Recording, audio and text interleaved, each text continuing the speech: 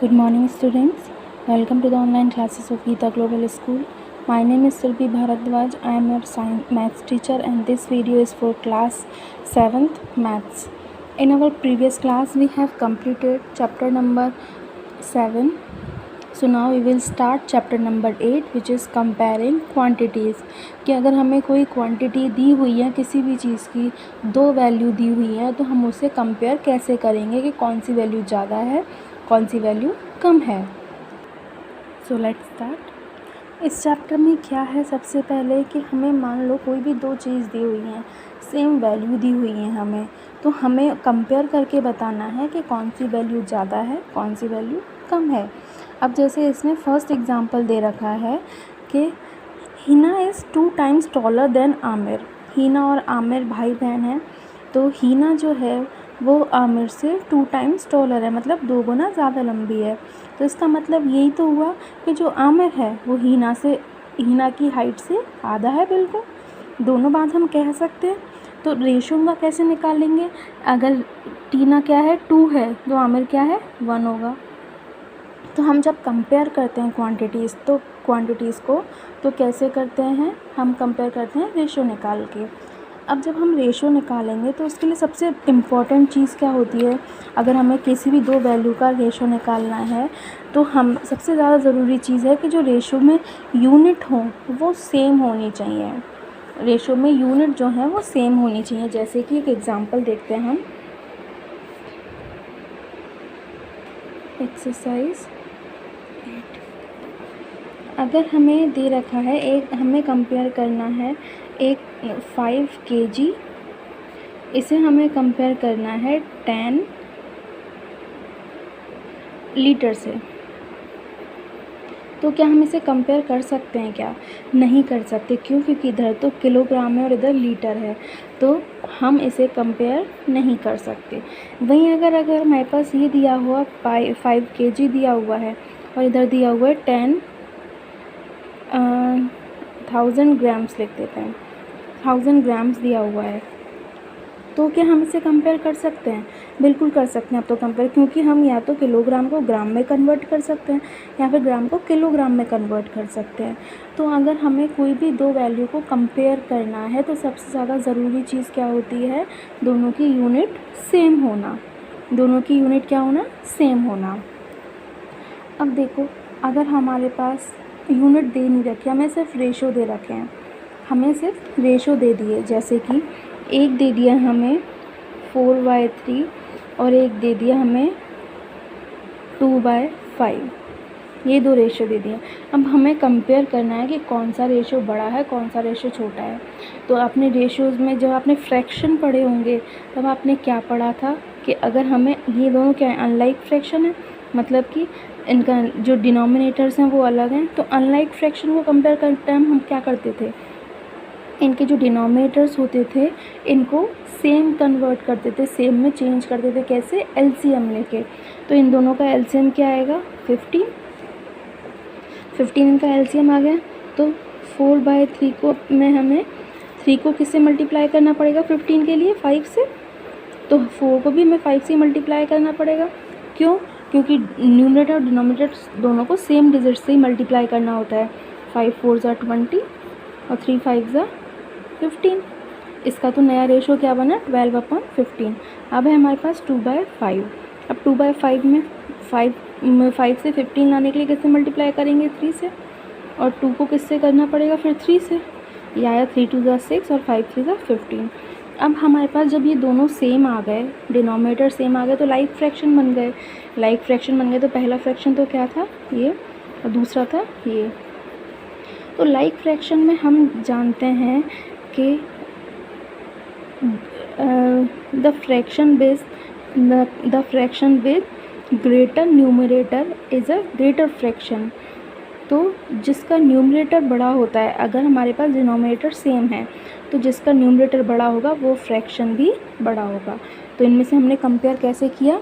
अगर हमारे पास unlike fraction है, अगर हमारे पास रेशो दिया हुआ है, जैसे कि रेशो क्या होते हैं, ये 2:3 दे दिया हमें, तो हम इसे कैसे लिख सकते हैं? 2/3 भी लिख सकते हैं. अगर हमें 7:15 दिया हुआ है, तो हम इसे 7/15 भी लिख सकते हैं। तो इसको फ्रैक्शन में कन्वर्ट करके हम लाइक फ्रैक्शन बना के और फिर इनको कंपेयर कर सकते हैं। अब इसमें एक चीज़ और आती है आपके समझने की कि अगर हमारे पास कोई क्वांटिटी दी हुई है और हमें किसी एक चीज़ के लिए क्वांटिटी दी हुई है, रिक्वायर्ड चीज़ दी हुई है, और हमें ज़्यादा के लिए निकालनी है, फिर अलग के लिए निकालनी है, तो हम कैसे निकालेंगे? तो हम उस टाइम यूज़ करते हैं यूनिटरी मेथड। इधर एक एग्जांपल दे रखा है कैसे, 6 बाउल्स कॉस्ट 90 रुपीज़। 6 बाउल्स की कॉस्ट अगर 90 रुपीज़ है तो 10 बाउल्स की कॉस्ट क्या होगी? चलो मैं इसे समझाती हूँ एक बार। कॉस्ट हमें किसकी दे रखी है? द कॉस्ट ऑफ 6 बाउल्स कितनी दे रखी है? 90 rupees. So what will be the cost of 10 bowls? हमें किसकी दे रखी है? 6 बाउल्स की कॉस्ट दे रखी है, तो हमें 10 की निकालनी है, तो हमें पहले एक की तो पता चले, फिर तो हम 10 से मल्टीप्लाई कर देंगे। तो एक की वैल्यू हम कैसे निकालेंगे? 90 में अगर हम 6 का डिवाइड दे दें, क्योंकि 6 बाउल्स की रेट क्या है? 90। तो एक बाउल की रेट कैसे निकाल पाएंगे हम? 90 में 6 का डिवाइड देने पे। तो हम क्या इसे लिखेंगे कैसे? इसकी लैंग्वेज कैसे बनेगी?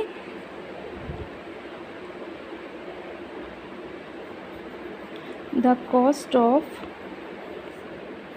6 bowls equal to 90। So the cost of 1 bowl equals to 90/6 हो जाएगी। अब हमें किसकी निकालनी है? 10 बाउल्स की। The cost of 10 bowls equal to 90/6 multiply 10 हो गया। अब इसे सॉल्व कर दो। 6 का इसमें देते हैं डिवाइड, 6 1 जा 6 और 90 में देते हैं तो 6 1 जा 6, रिमेनिंग 3, 6 5 जा 30। अब 15 को 10 से मल्टीप्लाई कर दे तो क्या आया? 150 रुपीज़। इस मेथड को क्या बोलते हैं? यूनिटरी मेथड, जिसमें हम पहले एक की वैल्यू निकालते हैं और उसके बाद जितने की हमें चाहिए होती है उसकी वैल्यू निकालते हैं। ये चीज़ तो हमें गिवन है, तो इसकी मदद से हमने क्या निकाल लिया? ये निकाल लिया, तो इसे लिख देंगे देयरफॉर। और इसी की मदद से हमने ये निकाला 10 की वैल्यू, तो इसे लिख देंगे हेंस। ये हो गया आपका यूनिटरी मेथड। तो अब क्वेश्चन आंसर्स पे आते हैं। एक्सरसाइज 8.1। फर्स्ट क्वेश्चन क्या है? Find the ratio of 5 rupees to 50 पैसे। क्वेश्चन नंबर 1 का फर्स्ट, 5 रुपीज़ टू 50 पैसे। अब क्या करना है? सबसे पहले इन दोनों की यूनिट सेम करनी है। ये 5 रुपीज़ है और ये पैसे हैं, तो इसको भी हम पैसे में कन्वर्ट कर लें। तो एक पैसे में कितने रुपए होते हैं? सॉरी, 1 रुपये में कितने पैसे होते हैं? 100 पैसे। तो पैसे इन 1 रुपीज़, 1 में कितने होते हैं? 100। तो पैसे इन 5 रुपीज़, 5 में कितने होंगे? 100 मल्टीप्लाई 5 इक्वल टू 500। 500 पैसे आ गए। इधर 500 हैं, इधर 50 पैसे हैं, तो हम इनका रेशो निकाल सकते हैं। 500 रेशो 50, 0 से 0 कट हो गई, क्या बचा? 50 रेशो 5। अब देखो इसमें किसी कॉमन डिजिट का डिवाइड जा रहा है क्या? दोनों में जा रहा है, 5 का जा रहा है, तो 5 का डिवाइड 50 में दिया तो 5 10 जा 50 और 5 का डिवाइड 5 में दिया तो 1। तो इसका रेशो क्या निकला हमारा? 10:1। नेक्स्ट इसमें बी वाला देखते हैं। बी में क्या है? 15 kg टू 210 ग्राम्स। सबसे पहले क्या करेंगे? बड़ी यूनिट को छोटी में कन्वर्ट कर लेते हैं। 1 kg equal to 1000 grams. So 15 kg equals to 1000 multiply 15 equal to 15,000 grams. अब इसका रेशो निकाल लेते हैं। ये तो क्या है? 15,000 रेशो, ये क्या है? 210। 0 से 0 कट हो गई, क्या बचा? 1500 रेशो 21। अब देखो किसी कॉमन डिजिट का डिवाइड जा रहा है क्या, 3 का डिवाइड जा रहा है दोनों में, तो देते हैं डिवाइड। क्या गया, 3 से इसमें देंगे तो 3 5 ज़ा 15 और 0 0 दो बार आ गया। इधर देंगे 3 से तो 3 7 ज़ा 21। तो क्या बना इसका नया रेशो, 500:7। अब इसके दोनों आप अपने हिसाब से करेंगे। Question number 2, in a computer lab, एक कंप्यूटर लैब में there are 3 computers for every 6 students.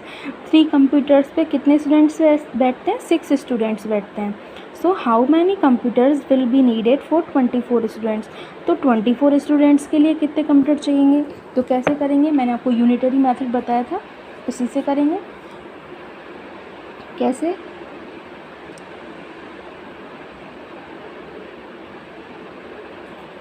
computers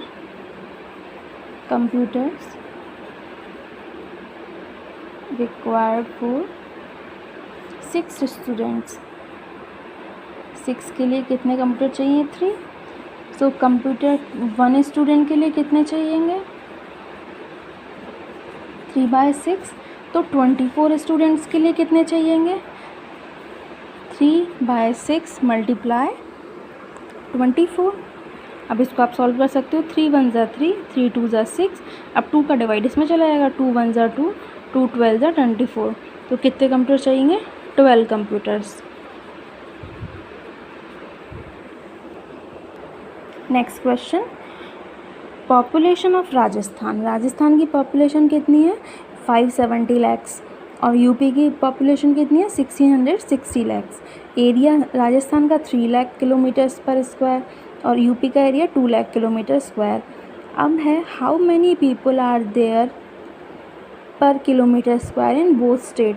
अब पर किलोमीटर में कितने लोग रहते हैं बोथ स्टेट्स में। तो क्वेश्चन नंबर 3 में फर्स्ट वाला, सबसे पहले पॉपुलेशन कितनी है राजस्थान की, कितनी है, 570 lakhs। और यूपी की कितनी है, 1660 लाख। उसके बाद एरिया राजस्थान का कितना है, 3 लाख किलोमीटर स्क्वायर।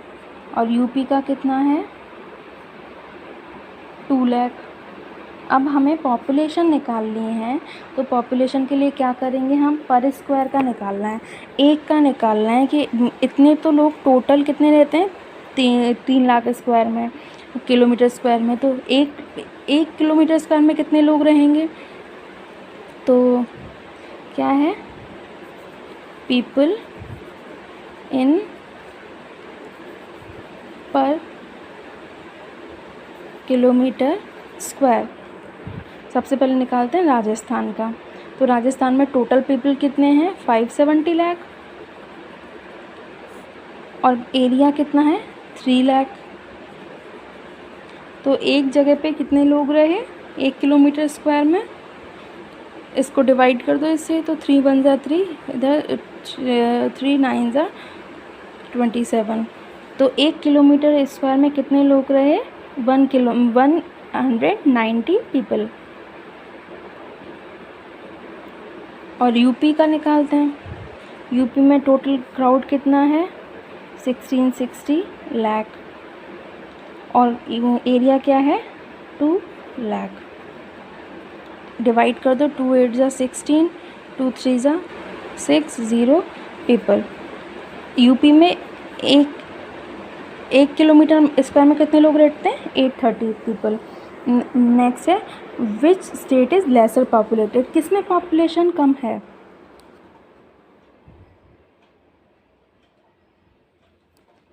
किसमें पॉपुलेशन कम है, हमारे राजस्थान में। सो राजस्थान हैज़ लेसर पॉपुलेशन। तो ये आपकी एक्सरसाइज 8.1 कंप्लीट हुई। नेक्स्ट क्लास में हम 8.2 शुरू करेंगे।